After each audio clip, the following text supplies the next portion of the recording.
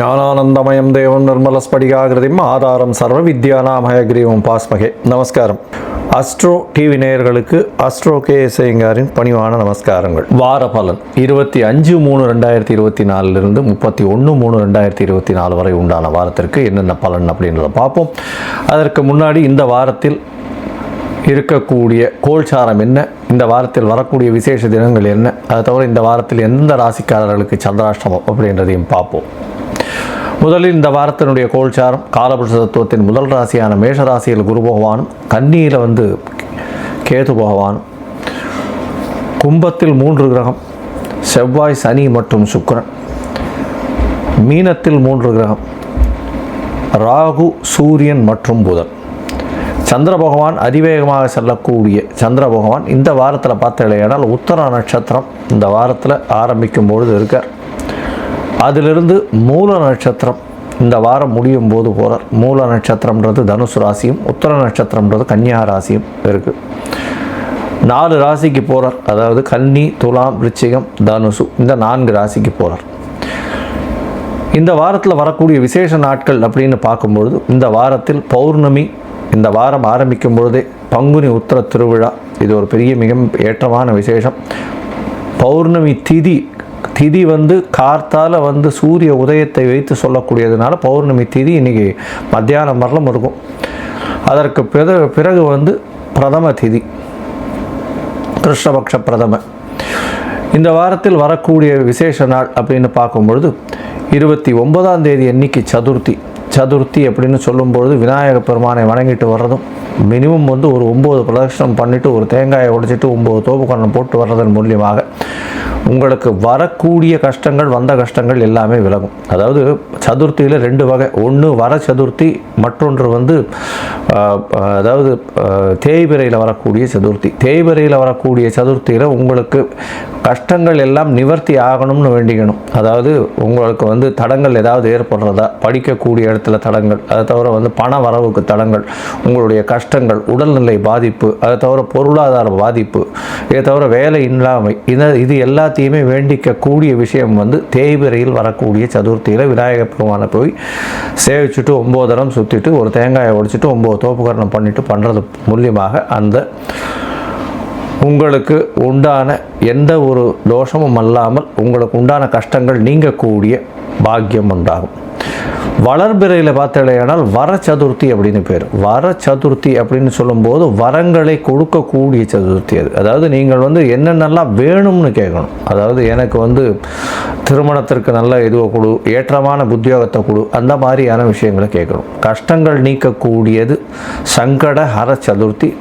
வர சதுர்த்தி வளர்பிறையில் வர்றது. இப்போ வர்றது சங்கட ஹர சதுர்த்தி அப்படின்னு சொல்லக்கூடியது, சங்கடங்களை போக்கக்கூடிய சதுர்த்தி. சரி, அதற்கு பிறகு பார்த்தீங்கன்னா ஞாயிற்றுக்கிழமை, அதாவது 31ஆம் தேதி அன்னைக்கு சஷ்டி திதி. சஷ்டி அப்படின்னு சொல்லும்பொழுதே முருகப்பெருமானுக்கு ஒரு மிகப்பெரிய விசேஷமான நாள். சஷ்டியில் விரதம் இருந்தால் அகப்பையில் நிச்சயமாக குழந்தை பாக்கியம் ஏற்படும் அப்படின்றது விசேஷம். அதனால் இந்த காலகட்டத்தில், அதாவது சஷ்டி திதி, எல்லா சஷ்டி திதிகளிலும் விரதம் இருக்கிறது ரொம்பவும் விசேஷம். குழந்தை பிராப்தி வேணும்னு பார்க்குறவங்க, அதை தவிர எதிரிகள் அற்ற நிலை இருக்கணும் அப்படின்னு நினைக்கிறவங்க, அதை தவிர கஷ்டங்கள் போகணும்னு நினைக்கிறவா சஷ்டி திதியை முக்கியமாக கொண்டாடணும். சஷ்டி திதியில் விரதம் சாயந்தரம் முருகப்பெருமானின் அபிஷேகம் அது எல்லாத்தையும் பார்த்துட்டு அதற்கு பிறகு தான் போஜனம் செய்யணும். அது மாதிரி சஷ்டி திதியில் விரதம் இருப்பாள். இந்த வாரத்தில் பார்த்தீங்கன்னா எந்தெந்த ராசிக்காரர்களுக்கு சந்திராஷ்டமம் அப்படின்னு பார்க்கும்போது கும்பம், மீனம், மேஷம், ரிஷபம் இந்த 4 ராசிக்காரர்களுக்கு சந்திராஷ்டமம். சந்திராஷ்டமம்னா உங்களுடைய பிறந்த ராசியிலிருந்து 8ஆம் இடத்தில் சந்திர பகவான் மறையும் பொழுது சந்திராஷ்டமம்னு சொல்கிறோம். ஏன் சந்திராஷ்டமம் இவ்வளோ முக்கியத்துவம் பெறுறது அப்படின்னா, சந்திர பகவான் மதிக்காரகன். அவன் மறைந்திருக்கக்கூடிய காலகட்டத்தில் தவறான முடிவுகள் எடுக்கக்கூடும். அதனால் புதிய முயற்சிகள் வேண்டாம், வெளியூர் வெளிவானில் பிரயாணம் வேண்டாம், தேவையற்ற யாருக்கு ஜாமீன் கையெழுத்து போடுறது, இந்த மாதிரியான விஷயங்கள் பண்ணாதீங்க. சரி, இந்த வாரத்தில் பார்த்தீங்கன்னா மேஷம் முதல் மீனம் வரை 25/3/2024 31/3/2024 வரை எப்படி இருக்குது அப்படின்றத பார்ப்போம். அதற்கு முன்னாடி என்னுடைய மொபைல் நம்பர் ஸ்க்ராலிங்கில் வந்துருக்கோம். உங்களுக்கு அஸ்ட்ராலஜிக்கல் கன்சல்ட் தேவைப்பட்டதுன்னா நீங்கள் எனக்கு வந்து ஃபோன் பண்ணிவிட்டு ஃபோன் பண்ணுங்க, உங்களுக்கு அப்பாயின்மெண்ட் தரேன். உங்களுடைய date, time, place of birth, உங்களுடைய பெயர், உங்களுடைய தாய் தகப்பனார் பெயரை வந்து என்னுடைய வாட்ஸ்அப்பில் அனுப்பிச்சிங்கன்னா உங்களுடைய ஜாதகத்தை கணித்து சந்தி இருக்கான்றதை பார்க்கணும். முதல்ல வந்து நட்சத்திர சந்தி, பாத சந்தி, அதை தவிர லக்ன சந்தி, ஏதாவது சந்தி இருக்கா அப்படின்றத பார்த்து உங்களுடைய நட்சத்திரம் என்ன, உங்களுடைய ராசி என்ன, உங்களுடைய லக்னம் என்ன அப்படின்றத ஒழுங்காக குறித்து அதற்கு பிறகு உங்களுடைய தசாபுக்தி அந்தரம் சூக்ஷ்மம் எப்படி இருக்குன்றதை பார்த்து இன்றைய கோல்சார பிரகாரம் வந்து உங்களுக்கு என்னென்ன பிரச்சனைகள் இருக்குது, அதற்கு என்ன எளிய பரிகாரங்கள் செய்ய முடியும் அப்படின்றத கண்டிப்பாக சொல்கிறேன்.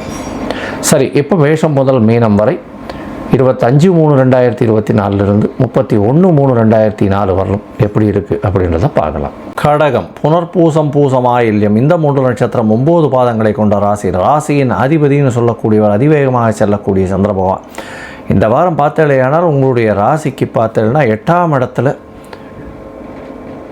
சனி, செவ்வாய், சுக்கிரன் மற்றும் 9ஆம் இடத்துல வந்து சூரியன், புதன் மற்றும் ராகு 3 கிரகங்களாக இருக்குது. 10ஆம் இடத்தில் இருக்கக்கூடிய குரு பகவான் மூலியமாக புதிய தொழில் அமையக்கூடிய வாய்ப்புகள் உண்டு. உங்களுடைய முயற்சிகளில் சிறு சிறு தடங்கள் வந்து ஒரு ஏற்றம் கிடைக்கக்கூடிய காலகட்டம். ஏன்னா 3ஆம் இடத்துல கேது பகவான் இருக்கிறதன் மூலியமாக சிறு சிறு தடங்கள் வரும். அந்த சிறு தடங்களில் வரக்கூடிய தடங்களை வேறறுத்து அதற்கு மேலே போய் நல்ல ஒரு ஏற்றம் கிடைக்கக்கூடிய காலகட்டமாக இந்த வாரம் அமையிறது. இந்த வாரத்தில் பார்த்தோம்னா கடகராசிக்காரர்களுக்கு செவ்வாய் பகவானும் 8ஆம் இடத்துல இருக்கார். என்ன சார் இப்படி இருக்குது அப்படின்னா 10ஆம் அதிபதி 10க்கு 11ஆம் இடத்துல இருக்கிறது ரொம்ப விசேஷம். திடீர் பிரயாணம், வெளிநாடு வெளியூர் போகக்கூடிய வாய்ப்புகள் உண்டு. அதுவும் வந்து இந்த ஐடி ப்ரொஃபஷனில் இருக்கிறவங்க, அதை தவிர வந்து பார்த்தாலேயானால் நீர் சம்பந்தப்பட்ட ப்ரொஃபஷனில் இருக்கிறவங்களுக்கெல்லாம் பெரிய ஏற்றம். இந்த வாரத்தில் பார்த்தாலேயானால் இந்த வாட்டர் பாட்டில் போடுறவங்க, வாட்டர் கேன் போடுறவங்க, அதை தவிர நீர் சம்பந்தப்பட்ட இதுவாக இருக்கக்கூடியவர்கள், வண்டி ஓட்டுநர்கள், இவாளுக்கெல்லாம் பெரிய ஏற்றம் கிடைக்கக்கூடிய காலகட்டமாக இந்த வாரம் அமையிறது. இந்த வாரத்தில் வந்து உங்களுடைய ராசிக்கு 9ஆம் இடத்துல சூரிய பகவான் இருக்கிறதுனால சிறு சிறு பிரச்சனைகள் தந்தையின் உடல்நிலையில் வரக்கூடிய வாய்ப்புகள் உண்டு. உங்களுடைய ராசியின் 12ஆம் அதிபதி 3ஆம் அதிபதியும் 9ஆம் இடத்துல நீச்சப்பட்டு போயிருக்கக்கூடிய காலகட்டமாக இருக்கிறதுனால முயற்சிகளில் சற்று செட்பேக் வரும். ஏற்கனவே கேது பகவான் 3ஆம் இடத்துல இருக்கார். 3ஆம் அதிபதியும் 9ஆம் இடத்துல நீச்சம் இருக்கிறதுனால உங்களுக்கு லக்கு இந்த வாரம் வந்து ஃபேவர் பண்ணாது.